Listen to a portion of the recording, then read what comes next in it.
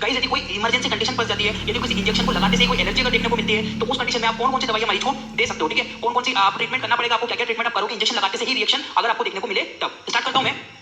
देखो सबसे पहले की समझते कि रिएक्शन इनमें आपको अनकॉन्शियस यानी कि कोई इंजेक्शन लगाया हो व्यक्ति को बेहोशी टाइप की हो गई हो, तुरंत बेहोश वगैरह हो गया हो, या फिर ब्रीथिंग डिफिकल्टी किसी मरीज को सांस लेने में समस्या होने लगी हो, इंक्रीज हार्ट रेट, कोई मरीज की दिल की धड़कनें बढ़ जाती है या कम हो जाती है, हाई बीपी, रक्तदाब बढ़ भी सकता है, बीपी कम भी हो सकता है, स्किन एलर्जी, पूरी स्किन पर रैशेस हो गए, स्किन रेड हो गई, तो इस तरह की एलर्जी आपको कभी ना कभी आपने फेस की होगी। इस कंडीशन में जो फिजिशियन है आप लोगों को अगर प्रैक्टिशनर हो, अगर आप घबराना नहीं है, पहले हमें पेशेंट को देखना है, उसकी कंडीशन को देखना है, उसके बाद सारी चीजों पर डिसीजन लेना पड़ता है। ऐसी कंडीशन में हम घबरा जाते हैं तो मरीज की जान पर बन सकती है। हमें सिंपली ध्यान रखना है कि कुछ रिएक्शन होती है जिनका सिम्प्टोमेटिक ट्रीटमेंट हम लोग देख सकते हैं, ठीक है? स्क्रीनशॉट लो, ये रिएक्शन हो सकती है, फिर आगे मैं मेडिसिन छोड़ता हूं।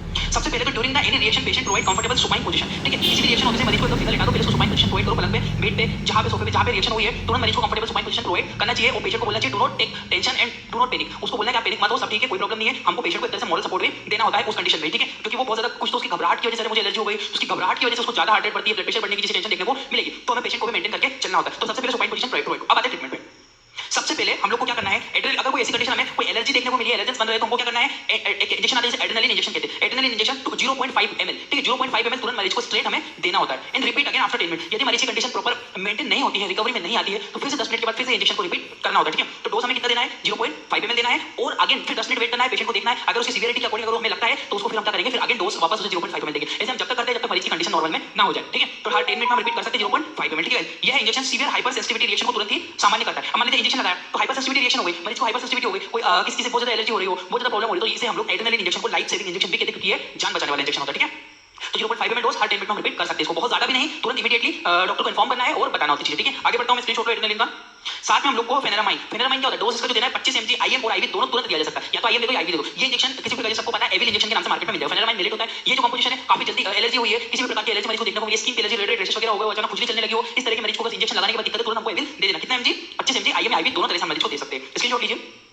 आगे बढ़ता हूं।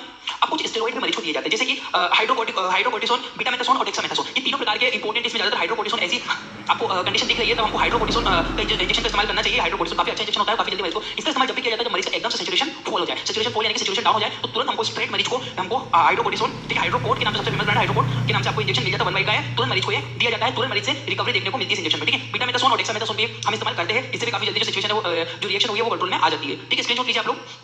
नेक्स्ट वन आपको पता है यूज करते हैं हम लोग।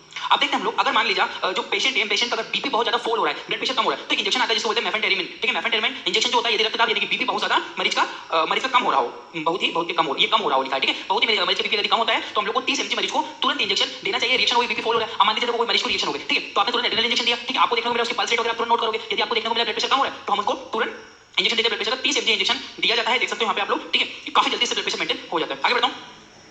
अब आता है यदि किसी व्यक्ति को रिएक्शन होने के बाद अगर उसे सांस लेने में भी प्रॉब्लम हो रही हो, रेस्पिरेशन को नहीं कर पा रहा हो, तो टेरिफाइडिन इंजेक्शन जो आप लोग अस्थमैटिक में यूज करते हैं, बट हाँ उसमें वो इंप्रूव करता है ब्रीथिंग को, ठीक है? यदि किसी को सांस लेने में समस्या हो रही है, सांस नहीं ले पा रहा हो, तब हम टेरिफाइडिन यूज कर सकते हैं। 110 mg का इंजेक्शन एक एम्पूल तुरंत मरीज को लगाया जा सकता है, जिससे काफी जल्दी उसको सांस लेने में रिलीफ मिलता है, सांस लेने में समस्या उसकी खत्म हो जाती है, जिससे ब्रीथिंग डिफिकल्टी हम लोग देखने को मिलती है। अगर मरीज को वोमिटिंग हो रही है, सबको पता है ऑनडेम देना चाहिए, तुरंत स्ट्रेट ऑनडेम दे देते हैं हम लोग वोमिटिंग वगैरह को मेंटेन करने के लिए, क्योंकि रिएक्शन होने पर ये भी देखने को मिल सकता है। आई होप आपको इतनी चीजें समझ में आई होगी। Thank you for watching.